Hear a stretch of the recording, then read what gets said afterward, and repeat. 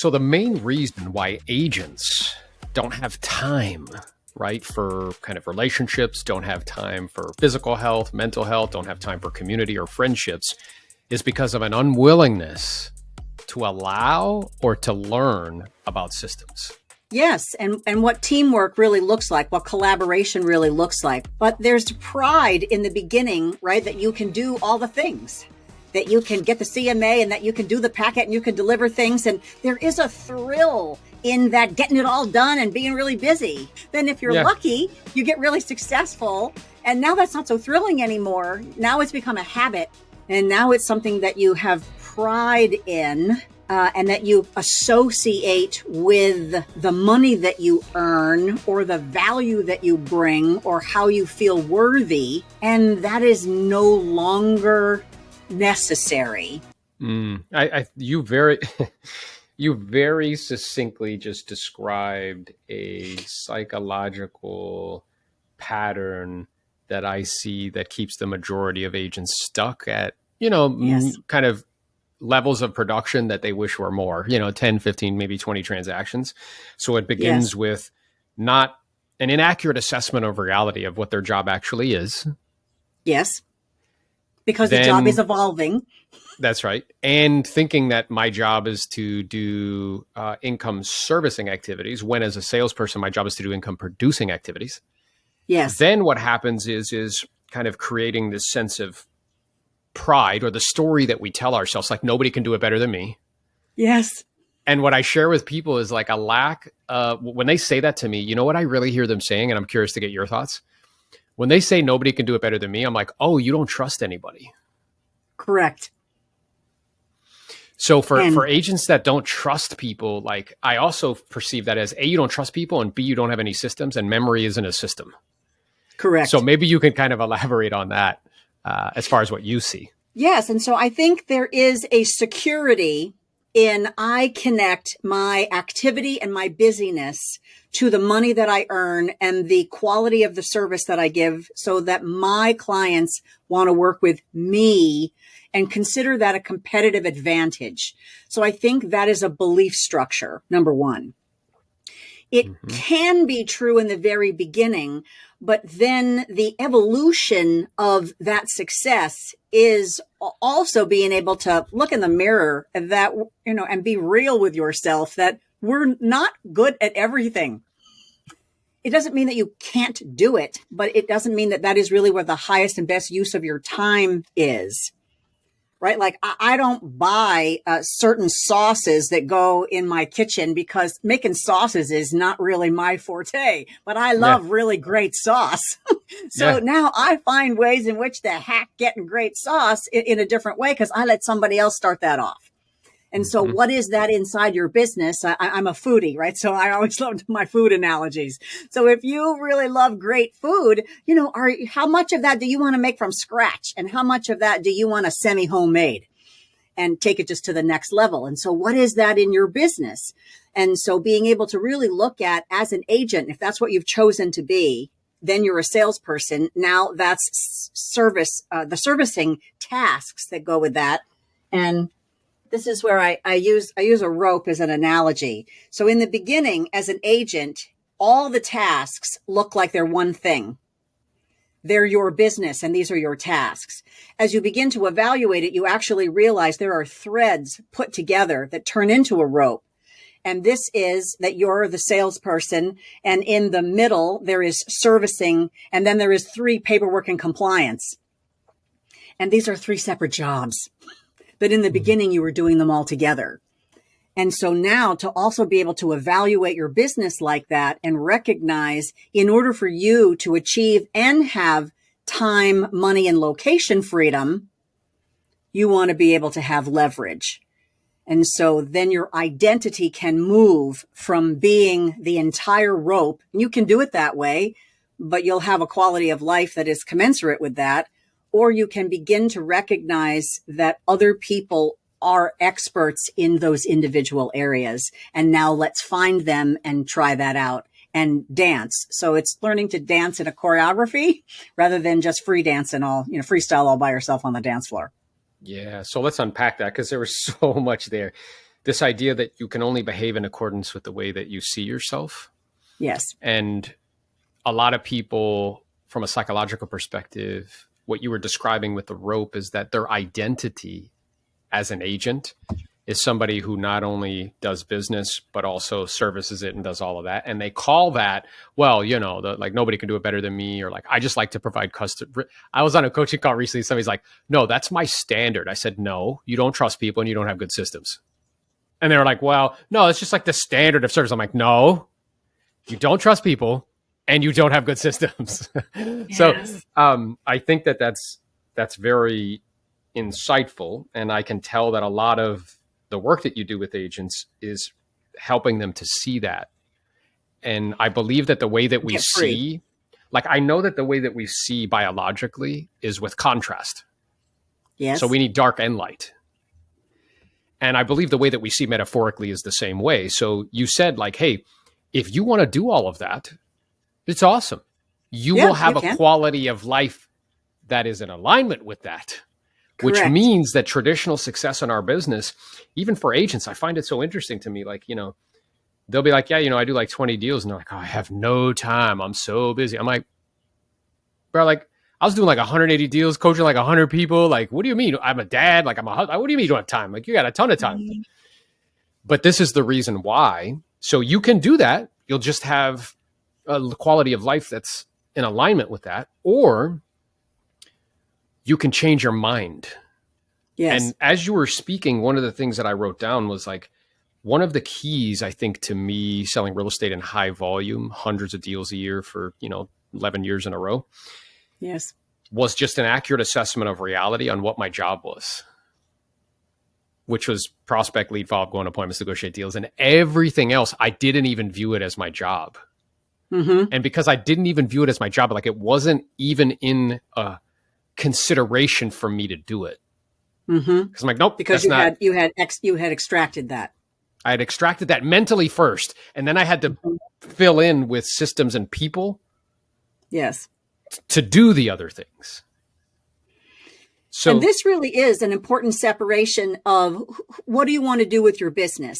And do you consider it a business? Are you an agent part-time and this is your hobby and this is what you like to do on the side, or you do this part-time and you make enough money, and that's totally fine. If you decide that this is a business and now you have certain things that you want to achieve either for your family financially or in your community as someone who is of service to the community, because buying and selling property is an important service that you often need during one of 5 life events, right? You're getting married, you're having a baby, you're getting divorced, someone died, or you're relocating for a job. These are the top 5 reasons people often buy and sell real estate. They need someone they can trust who knows what they're doing. So being a real estate agent is an important role in the community. If you also want to raise money because you believe in a charity, you believe in an event, you feel that you have a mission in your life, and this is how you're going to express it, beautiful. And now, how can you really make the biggest impact and difference while still having your soul, your heart, a healthy body, a thriving mind, and a wonderful family, whatever that might look like for you. Maybe that's dogs or kids or, whatever it might be. Mm-hmm. That you take care of elderly parents, that you have a small child or small children. And so how do we then let the business be an expression of what we believe in, of what is important to us? And so now that begins to offer an opportunity to separate out, where can I really make the highest and best difference?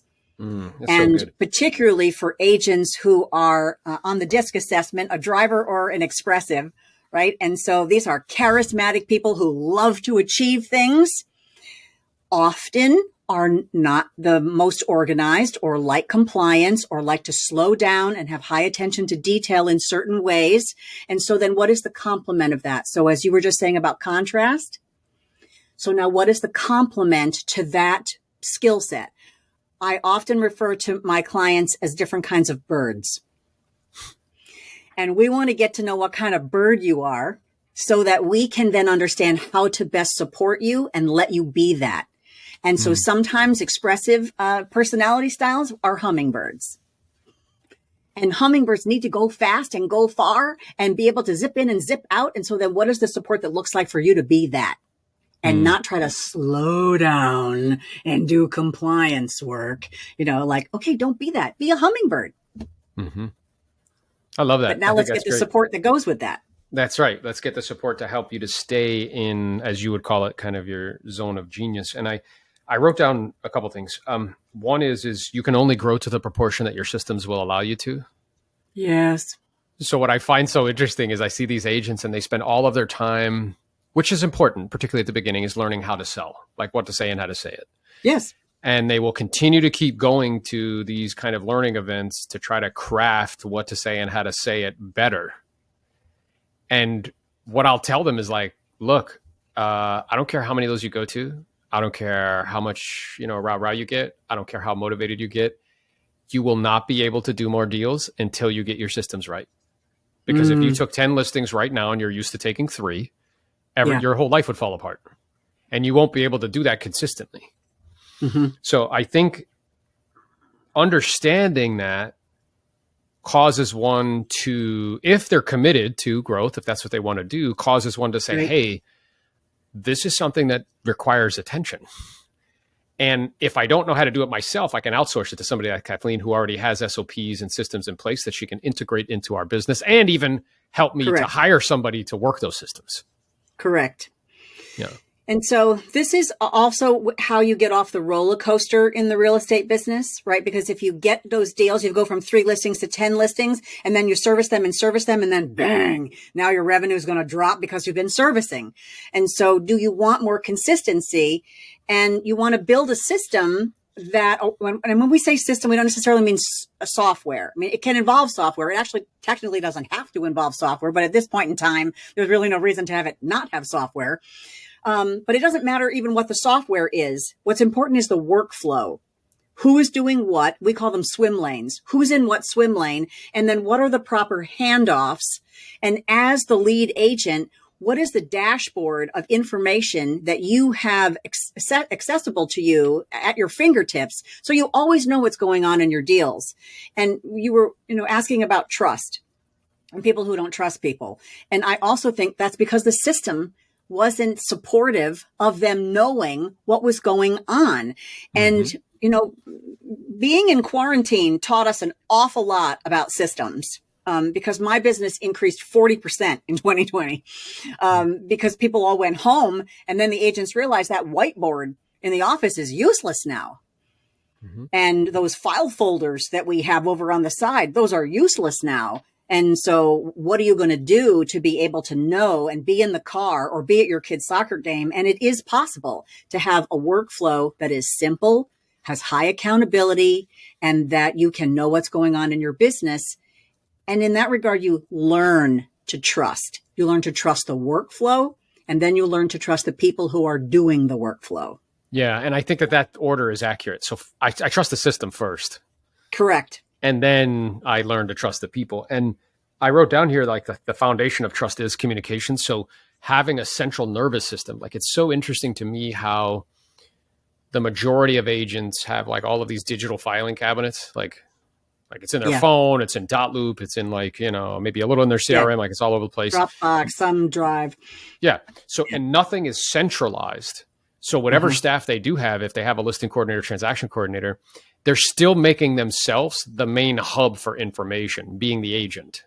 Yes. Versus if you have a CRM that you actually use and use properly, and there's task lists that come up when that file changes from active to pending or changes from potential to active. So then your staff that pops up and that listing coordinator can just go down and check the checklist. And then as an agent, I don't have to be asking people all the time what's happening because I could just go in and look whenever I want. I can see it.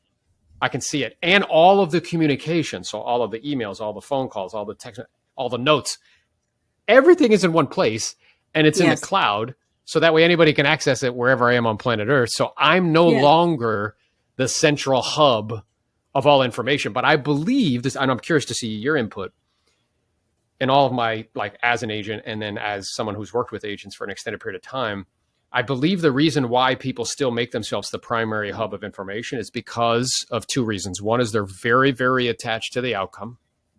Yes. And two, they don't trust people. Like when it really comes down to it. Right? Yes. Yes. And if you as an individual agent or an agent on a team you don't think in systems. You just say, I don't even know how to write down. I don't even know how to write down what I do. I just do what I do and it works. And so therefore I'm attached to it because it works. And that's how I make my money. And so we understand that, which is why we developed the process and the system with people to be able to get out of your head what you do, then be able to line it up in swim lanes and say, okay, here are the things that you should really keep doing. And here are the other things that you could delegate. And here's how you could keep track of that. And then here's what the kind of person you need to hire. But it's okay if you don't think like that. And you don't know how to set that up for yourself because that's not your zone of genius, which is why you then need other people to help you with that. That's okay. Mm-hmm. And then you get to be able to, and you don't even have to be the one that updates the system. You technically don't even have to look at the system most of the time. You're, having a strong administrative operations person or team can keep you updated. Because once again, we will say to the agent and any administrative team they have, find the communication method that works for you. If you're a hummingbird and you come in and come out and you don't like to spend a lot of time in meetings, okay, well then let's design how do we communicate with you in a way that still works for you, but we still get what we need as an operations team and you have what you need to know as the business owner. Okay, well we can design that. You can have 10-minute meetings. Mm-hmm. You can design things to work the way that they need to work. And, we may ask you to grow sometimes. Yeah. And I was just about to say that. So it's, when you said that about like systems and you don't have to be like that may not be the main way you think until probably 2-3 years ago. I don't think it's really thinking systems either. Like think that way. Right. And I started to think that way. I remember being on a call and a woman said, she's like, yeah, do you have an SOP for that? I was like, what? I don't know what that acronym is. What does that mean? Yeah. She's like, a standard operating procedure. I was like, like a checklist or something? Like maybe. And then what she shared with me, because I was actually building out a website, and I started to recognize like when people click here, it activates like Zapier and that has to go over here. And then that drops down. So that's an SOP. And as I was starting to build things, it's a path. And I started to build out like, we have this role play group.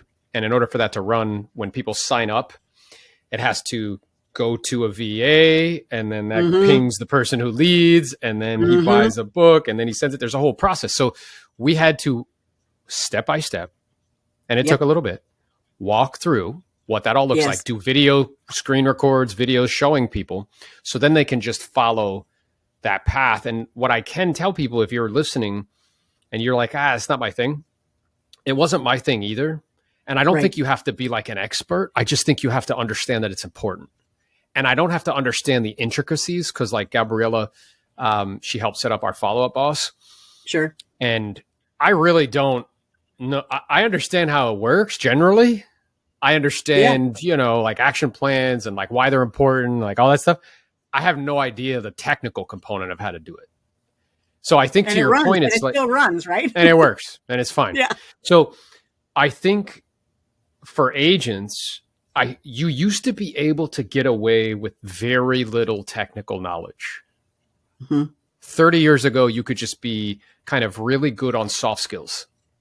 Speaking to people, enthusiastic, dynamic, whatever, you have good relationships, and you'd be fine. 4 pieces of paper you had to fill out. Yeah, like literally like 3 pieces of paper on a contract, like that was it. And as it got more complicated, and now you have like, 30 pieces of paper that need to be signed, which is crazy that we're still signing paper, but it's like as time progresses, that'll change. And agents started doing more and more volume, and with technology and software, that I believe the agent of the future, if they're not doing what you're talking about, if they don't think in systems or have somebody on their team that thinks in systems, if they haven't outsourced that skill set to somebody, If they Right. don't understand the importance of actually utilizing a CRM, not just as a mechanism for leads, but as a mechanism to build your business on top of, because Yes. it has tasks in place and all these other stuff. I believe the truth is they're not going to be able to compete with these technology companies where that's what they do. They won't be able to deliver the speed, the efficiency, like the service that people are coming to expect. What are your thoughts on that? Yes. And I think this is also a way in which to maintain a relationship based business and not a transaction based business.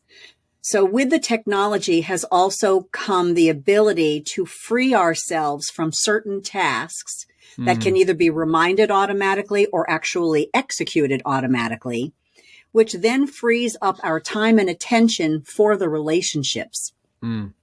So that we can really not only use the CRM, right, the contact relationship management, to have the standard operating procedures and then be able to be in the relationships, because then the agents who will really be able to dominate the market are the ones who not only have sales skills and market knowledge and are savvy in those ways, but now they also have this infrastructure of support so that their time and attention goes to the place where people are hungry, which is personal attention.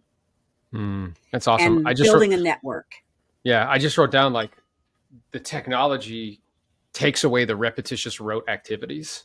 So that way you can spend more time in the thing that's Correct. actually the most valuable, which is the relationship component. Yes. I mean, my husband and I had the conversation the other day about car maintenance.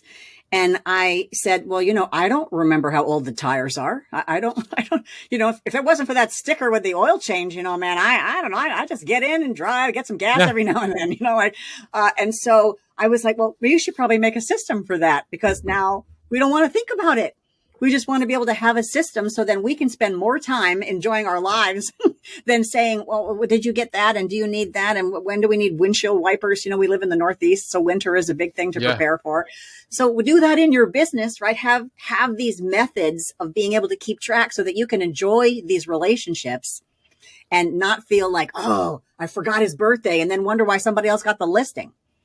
That's a perfect example. I just thought to myself, like in terms of thinking in systems, like if there was an app that somehow could communicate to your car and it would just ping you like a text message, like, hey, your tires are low, or hey, it's time for an oil change, or hey, which is starting to happen, but that makes total sense because that's an SOP, that's a system to where it is taking away the need for me to spend any mental computing power on that.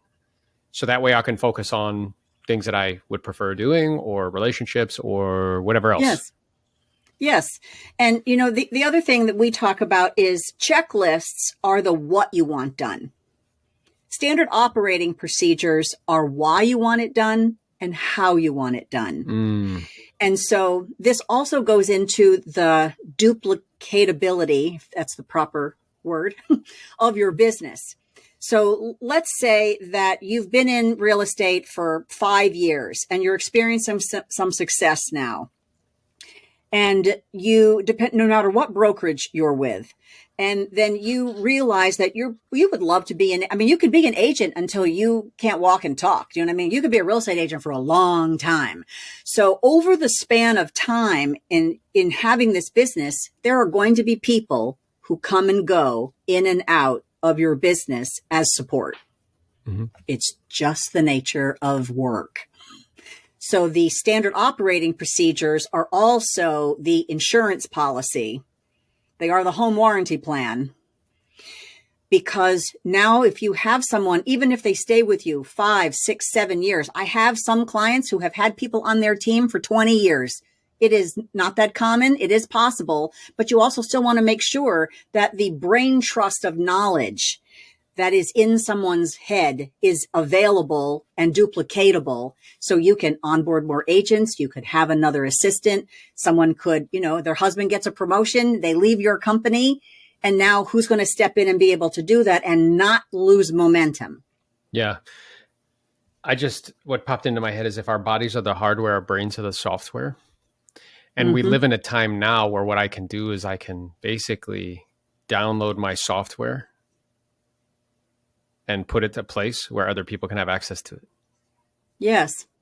and then they can use it, which is pretty wild Yes. because that never, like prior to the first iteration of that was just writing stuff down. So I was like, okay, that's Yes. the first iteration. But the problem with that is not everybody can access to it. I have to be physically next to the thing that's written. And you Well, now can't just talk about, you can't just talk it all the time. It's exhausting. yeah. And so now we have technology that allows me to download my software to a kind of storage in an SOP that can live on the cloud that anybody can have access to, and then they can use my software. Yes. And so now you also are leaving a legacy. So now let's talk about the other end of the spectrum. Now you've been a real estate agent for 15, 20, 25, 30 years. You have a body of knowledge. Where is that going to go when you decide you want to pull back or you want to retire or you want to sell your business? And so now how do you take that body of knowledge and get it out and get that software downloaded in a way that other people can consume and use? And that is possible. It's also okay if you don't know how to do that all by yourself, right? Like that's why we invented the system that we have. So that you can either have a business that is saleable or that is assumable, or that at least you feel good that you were able to pass on your knowledge in a way to help other agents be successful and not have to learn things the hard way the way you did. I think that's really interesting. I just had a thought too, because when I was, I used to have people like everybody would want to, humbly, but they would want to role play with me. Right. And I recognize there's so much time. Right. So I thought to myself, well, what would be a way that I could like help people where they could have access to it whenever they want. So then what I did is I took my software of what to say and how to say it that I developed over an extended period of time through 20,000 hours of doing something, Practice. maybe more. Yes. And I created a course of what to say and how to say it that has 7 different, different courses, expires for sale by owners, price reductions, listing presentation, things of that nature. And that's all I'm doing is I'm taking my software and I put it in a digital form so people can have access to it. And now it's in 23 countries and 8 languages. So there's people that are utilizing the software. That's beautiful. To help them in other areas. And that will exist after I'm no longer on the planet. Yes. Which is pretty wild. And it is wild and it's wonderful, right? Because we have this ability to share information and to make the world a better place, to take the industry up a notch. Before I was in real estate, I was in human resources. I was a recruiter, affectionately known as a headhunter. And I was a headhunter also in real estate and still am to some extent. But headhunters have the same kind of reputation as car salesmen as real estate agents. It's not a great reputation. People don't trust it, don't like it, think we're snake oil salesmen, And so how do we elevate the entire industry by sharing the level of professionalism, the techniques, the standard operating procedures of how you do things, do them well, get them done well, maintain relationships, do well by people. All of that can be captured and then shared. So on my team, I also have the head of our systems documentation, Dr. Laura Sims. She's an instructional designer. She can actually help build a training program for an agent who wants to teach, who wants to share and download that software and make it consumable to other people. Yeah. And for those who don't know, because I just not that long ago found out what an instructional designer is that real corporations, like large corporations, they have these instructional designers that are hired to teach humans things. So they come up with design teaching. Yeah, to design kind of the process to help the humans in the organization learn. And so, you have somebody on your team that's very high level that's doing that for large corporations that are helping agents do that. The other thing that brings up for me too is I heard recently like this idea of like passing things on is that social or just these different platforms that we can put information on. It's interesting. So if for some, at some point in time, hopefully some part in the distant future, like I'm no longer on planet Earth, well, my family will have a repository of videos to watch. Yeah. Like how cool would that be if I get like my wife's great grandfather, he was, his name was Constantino, and he owned a tobacco farm in Cuba. Oh, and there's a picture of him in a tuxedo with his 17 children, all in tuxedos and dresses. And he's just like, and I'm like, dude, I would love Right. to be able to watch that guy talk about something or like see how he interacted with people or see how, and now that actually exists Yes. where I can leave all of this kind of material that, Yes. how cool would that be? Like there's a picture on the wall and be like, oh yeah, you want to like see one of the talks he did, and you just push a button. It's like, there you are, just like talking and stuff. Yes. And it's important, right? In terms of the legacy that we leave, in terms of the satisfaction of the work that we do. But it's also helpful if you want to contribute to the generations of real estate agents, to contribute to the generations of buyers and sellers who are really going to get a quality experience. Because there's plenty of nightmare experiences. And those of your listeners who've been on the other side of a deal, right, with someone who doesn't know what they're doing, an agent who doesn't have that level of professionalism and knowledge, it's really hard. Yeah. And it's like a nightmare for the people. And it's like creates all this stress and anxiousness and tension. I just want to acknowledge you. Like I love your energy and your kind of passion specifically in that area to like get back to the kind of community and the industry as a whole, because you recognize that business is an infinite game. It's not a finite one. And it'll be going on, was going on before we got here, it'll be going on after. And the role of an infinite player is not to win. The role of an infinite player is just to keep playing, provided that they have the will and the desire to play. Right. And then number two, it's to equip other players to play. And that's really like the game that you're playing. So as far as equipping people, let's talk about like workflow. So I know that there is a values kind of chain, and every business has a value chain. And the analogy I like to use for people that is easy to understand, because we've all experienced it, is like when you go to the doctor. I'll ask agents all the time. I'm like, all right, well, when you go to the doctor, does the doctor greet you at the door? And they're like, well, no. I'm like, well, who greets you at the door? And they're like, well, the receptionist. And I'm like, what's the first question they ask? And they're like, do you have an appointment? I'm like, what's the second question? How are you going to pay for this? Is it going to be cash or do you have insurance? Then once they figure that out, they hand you a clipboard and you sit down. And what are you doing on the clipboard? They're pre-qualifying you. Where does it hurt? How long does it hurt? When did it start hurting? Do you take any medication? Blah, blah, blah, blah, blah. Then you hand it in and they say, the doctor will be with you in a minute, which is a lie because you have to sit there for 25 minutes. Then I ask them, does the doctor, are they the one that shows up and greets you now? They're like, well, no. Who is it? It's the nurse practitioner or the physician's assistant. And what do they do? Now it's an iPad, which you should take a clue from, because it used to be like a clipboard. Now it's an iPad. And they ask you some questions. They weigh you. You pee in a cup. They bang on your knee. They ask you a few more questions. They say, okay, doctor will be with you in a minute. And that's also a lie because now you wait 25 more minutes. Then the doctor blows in. And when the doctor blows in, he or she looks at the clipboard and they say, hey, Kathy, nice to see you. Let me just check you out here. They go like this. That's a bill. You go, that's a bill. They touch you here on your throat. That's a bill. They touch you on your abdomen. That's a bill. Then they say, okay, I write a little, prescription, whatever it is. I want to see you back here in 2 weeks and see you later. And they're there for maybe 10 minutes. Yeah. And what I explain to agents is those 10 minutes, they do that 20 times a day. Carla's parents are retired physicians. So like I know for certain they do that 20 times a day.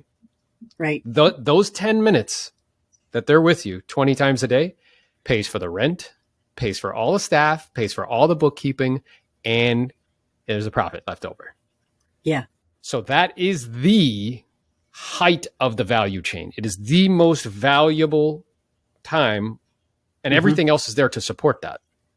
Right. So if people understand that conceptually, like this idea of like a flow and a value chain, I think it'll be helpful for them to understand what you're about to share with them in terms of like workflows. Because I know there's different types for listings or for pending. So whatever you want to share on workflows, I think would be helpful too. I actually have a presentation called The Doctor is In. Oh, you do? I love it. I love it. So you use that analogy also because you need to diagnose what's going on in the business by the symptoms. And when you get this collection of symptoms, you can get underneath to what is causing those symptoms and then be able to then prescribe, okay, now what is the fix for that temporarily and or ongoingly? So every phase of the real estate business needs a workflow. So what do you do when a lead comes in or that you find one on your own? What do you do with that? That's a process. Now, what is your system for lead follow-up? And because what is the percentage? 70, 80%, right, of business is in lead follow-up. So now what is that process for lead follow-up, and which part is the salesperson doing and which part can someone else do so that you can go get more leads? So then now, yay, someone wants to have an appointment with you. It's a buyer, it's a seller. Okay, that's a process. And who's doing what part of that? So who's the receptionist? Who's the nurse? You're the doctor as the salesperson. Yep. So now what's that? Now, okay, yay, you went to an appointment. Now we have the next piece. People want to see property or they want to list their house. Okay, now that's the next process.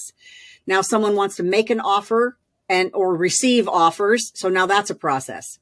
Yay, we have a ratified offer. Someone's going to go through to the end. Now we have a pending to closing process. Now we have a deal that closes. That's a process. And now what do we do after it closes in order to get more leads? And so we use it in a clock, and it goes around and around. And the more you're able to, I'll say, nurture the post-closing and the lead and lead follow-up, right, then the more you have in terms of executing to have contracts happen. Mm-hmm. So that understanding that workflow, one, understanding like your analogy, who's the receptionist, who's the nurse, you're the doctor as the agent. Now to be able to look at, okay, if you have a CRM and now who's putting data in, who's entering that, you have a notes space to then trigger off. If you can connect your phone and the text messages and the emails to it, now you have a full picture, as opposed to, having the agent who has all this communication in their iPhone or whatever phone you like to use. Now, no one else can see that. I can't help you unless maybe there's a way I can see it on my desktop, because I'm your assistant and I work in your office and I want to be able to communicate. So now I can have a template that I send out that we customize. And so all of that workflow can be designed based on how you like to do it, because 80% of a real estate transaction is the same. Mm-hmm. 80% of a real estate transaction is the same, no matter where you are. And everyone likes to say every deal is different. It's true to a point, but it's only a small percentage of the deal is different. You live in an attorney state or you don't. And the people are always different, but the majority of the deal is the same. So it can be streamlined, and then it can be customized as it's called for. Yeah. So that's also a belief. Yeah, I know emphatically what you're saying is true. I mean, we did 200 deals a year twice with a skeleton crew. And the only way you can do that is if this process is rote and repetitious. And it is. Yes. So I said to somebody the other day, I'm like, okay, there's a couple mental maps you need to get clear on. The number one is that what you need to get good at is convincing people that you're better at putting something, like say, in the multiple listing service than somebody else. Number two is you need to get good at pricing property. Yeah. Number three, you have to understand that systems are important and create systems for all these workflows and have people to run them. So that way you can do what I just told you 10 to 15 times a month. Ta-da! Yeah. Like that's really right. What then it is. You have 120 deals a year, right? Yeah. And so you can use the software that your brokerage provides. You can have your own software. All of those decisions, there are all these layers of sophistication for having the software and the systems. We help agents do it in a way that they can tolerate, they can be open to, and then you can always add more layers of sophistication to it. But having a checklist, having a CRM, being able to have some way in which to send out emails that get connected, and then having a way to track who did what, when, and so what is the status of things. Yeah, I love that. So that central nervous system of communication that we were talking about. So that way everybody's on the same page. I wrote down a couple things. One is thousandaires think in time. Okay. So they think, what do I need to do? Millionaires think in systems. Yes. That's good. Yeah. Because it's just 100% accurate. I'm like, wow, that's totally true. Because the people that I think about that are like, oh, I got to do this. And they're always thinking, okay, what do I need to do? And then the other thing that I'm aware of is like, there's this other, like you were saying, like it's a belief. I I think a lazy mind's answer is to work harder. Now, I know when I say that, people get upset because like culturally we have this like hustle culture and you got to like grind yourself We into do. the dirt sort of thing and into the dust. I know people that work hard as hell. Like my dad is one of the hardest working people I know. He has been up every morning and work from 9 o'clock till like 6 to 7 o'clock every single day, 6 days a week for 35 years and for a long time. Yeah. He doesn't have any leverage and he doesn't have any systems. And as such, he always has to be there to do it. So he has very little margin for other things. Yeah. Right. So, and he's not a bad person. He's a good dude. He's like a smart guy. Yeah. It's just, it's a choice. It's on the menu. And it's on the menu. And it's also, I think there's a hard cultural undercurrent that's the way. And I believe we believe that that's the way because 50 years ago, it was the way. Correct. It is no longer the way. Like it is no longer just hard work. Like it is not just, I'm going to just work my ass off and I'll be all right. It's like, no, that's not true. Yeah. So we have two layers there to just explore for a minute. One of which is, before the Industrial Revolution, people had to work hard because you were working with hand tools and everything was, craftsmanship and made, and it was hard. And to do more of it, you just had to do more of the same thing. Then the Industrial Revolution happened and machines got invented. And now we had to conform to be able to have repetitious boredom, but we still had time and money in order to make things. And so now we have a culture that associates the busyness and the time to worth. Yeah. So now post COVID, we have complaints that the workforce, the young workforce, doesn't want to work like that. Let's also be honest. Who really wants to work like that forever? Yeah. So let's use that approach of how can we make it streamlined? How can we make it simpler? How can we make it excellent, but also have ease put into it? So we say that we take in our business agents that feel like they're in chaos and that they are in worry about how things are going to get done, what's getting done, to move that into having a step-by-step system so they have confidence, relief, and ease in order to achieve the results that they say they want.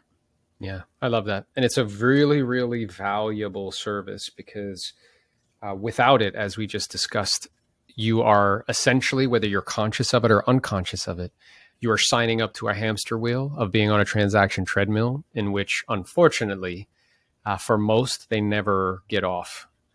And, yes. You guys are fantastic at what you do. And one of the things you're going to do for the listeners is that you're offering to provide them with a free kind of workflow analysis. Is that right? Yes, absolutely. We have a download to be able to do your own self-analysis. And then we are happy to have a free consultation with you to evaluate. The doctor is in to be able to evaluate how is your business flowing and how satisfactory is that to you and what are the opportunities and then what are your choices about that. Love that. So I'll make sure when you send me the download, I'll make sure to put it in the show notes. And I highly, highly recommend that you reach out to Kathleen. She's the best in the business at what she does. Her energy and enthusiasm is kind of infectious, and it is that way because it comes from an authentic place. So I appreciate your time and look forward to collaborating in the future. Me too. Thank you. As I mentioned, you can only grow to the proportion that your systems will allow you to. The other thing that's true is that thousandaires think work, millionaires think in systems.